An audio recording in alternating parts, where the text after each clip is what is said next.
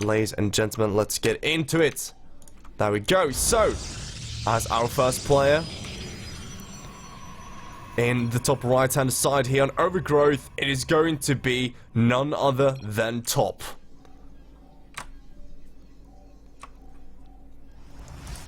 And his opponent in the bottom left hand side, it is going to be the blue player who has won so much lately in the Taiwanese scene. Can he do it again though? It is going to be Sen. And that being said, also it is a best of 5. No one noticed anything. Trust me, no one noticed. No one noticed. But, okay, so, jokes aside, we have a best out of 5 on our hands. Once again, it is a PVZ. And if you're wondering, by the way, about this little way spider icon you can see right there, it is because we actually have this very cool little thing that replaces barcode names with the correct names, which our dear, I don't know what to call him. He's like everything in StarCraft when it comes to the Chinese scene. He like does everything. It's Digmas. He's like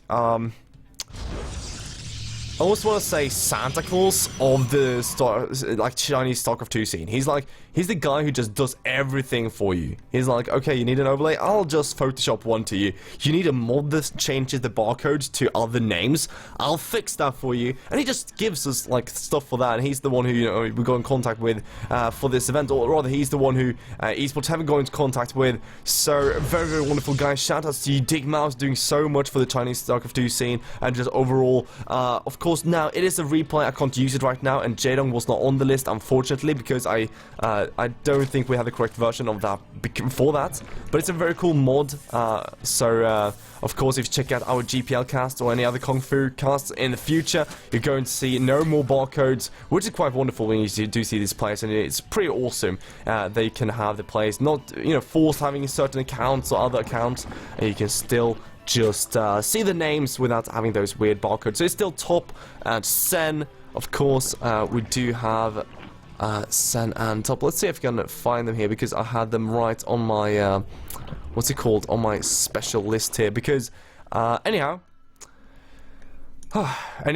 we do see a 3 hatch before pool coming down from Sen. A very greedy opener, but it's fine as long as your opponent doesn't go for any like really early all-ins. If he goes for 4-gate, well then you're pretty much going to have to struggle a bit. But if he goes for a Nexus first, you're completely fine. You're really happy with it even. If he goes for gateway opener, you should actually be fine. He can go for 4-gate pressure, but you should be able to hold as long as your timing is right and your scouting is good. Which can really just crush a lot of Protoss players. Now, we do see a Stargate coming down here from Top, who did actually choose to go for the Nexus first, so no big deal here. Of course, it's very dangerous to go for this 3 hatch before pull if there's a forge, because then you'll just get cannoned to death, almost. Well, the Stargate will be scouted by Sen, who now is going to just poke around, get 1 spore per base, at least. Of course, if he sees like Phoenix play and he sees more than 4 Phoenix, you really need to get those double spores quite soon. Stalker as well will kind of tell him, okay, this is not your standard build. This is not just, you know, the standard kind of push out with Celt, Mothership Core, and Celt. You know, where's the Mothership Core? If you have a Stalker, if you have a Stargate, where is that other gas going? And we actually see the gas going into a Twilight. It's going to be an Oracle, which kind of was expected here. And we do see also a promo here waiting for to build a pylon. Now the thing is here, you could say it's going to be DT behind this, which would make kind of sense. Although I hate DT openers after Stargate. We're going to see if it's Blink. I really hope it's Blink, because we see 2 more gates going down here. We already have a Stalker. The thing is this: if you do get a Dark Shrine, and oh, these things actually do get into the main base. They have to scout as soon as possible right now. Top wasn't ready for this. He pulled away his Stalker, and look at this: Sen already scouting the Twilight, and he sees it researching something, so he knows Blink is on the way. He doesn't get that probe, but at the same time, the Oracle is on its way to the main base, which does have a Queen and a Spore Crawler. Same thing for the Natural here, and it's going to fall that away. Does kill a drone, but does actually lose some health and all the shields, so that's going to be quite annoying to kind of recoup before he can do any more damage.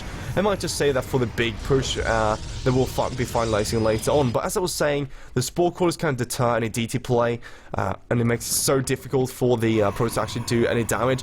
But we do see a 7 gate blink all in straight off the bat here. No +1, no +2, nothing like that. No third base. It's going to be all right in your face. Just one pylon supporting all this. And if that was found, that would be just horrible for top here. Might get another pylon later on, a bit closer somewhere here, maybe even here. This little cool nuke. But it's all about Sen just having speed, having his roaches out, and you really need speed if you're going to deal with this. Now let's actually check. Did he actually get speed? Yes, he did. Okay, good.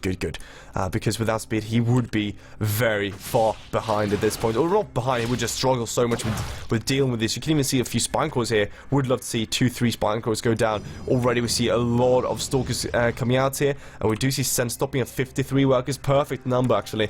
Between 50 and 55 is the golden number, really, to stop this kind of aggression.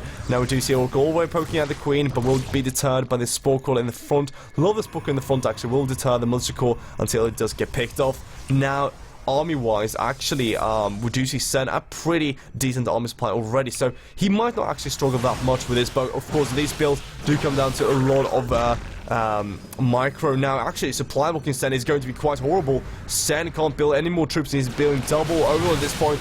Not that many roaches on the front, actually, and great slow by the Monster Core. Great blinking as well. From top right now, blinking one stalker at a time. The roaches go for the big hug here, and he wants to shut this aggression down as soon as possible. Now, still with the Spore Crawler in the front, deters the Oracle, deters the Monster Core. More blink stalks on the way, though. The roaches are getting closer and closer, and of course, this big death hug is what he's after. But of course, a few too many blink stalks right now, and top with some great blink micro is thwarting away his opponent right now. Double spine in front, they're helping so much right now. And of course, he just has to buy time for the spine cores. The spine cores do go down. And Sen is going to hold with the roaches. And the spine cores, it looks like right now, but so many more blink stalkers getting walked in. And Sen, that supply lock really did hurt him for quite some time here. He's right now rallying in a few units at a time. He's getting more and more links, getting more and more roaches, but forced to pull his drones. He doesn't have any more spine cores, and to be honest, I feel Top's micros combined with that supply block and some sloppiness from Sen's side might just be enough here for Top to break through. He's going to pull all his workers, aggressive blink from Top, right on top of those roaches, killing off every single one, and it does kill all those workers, and that would go GG for Sen.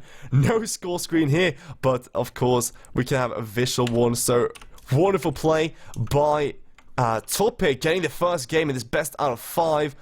Just look at that already.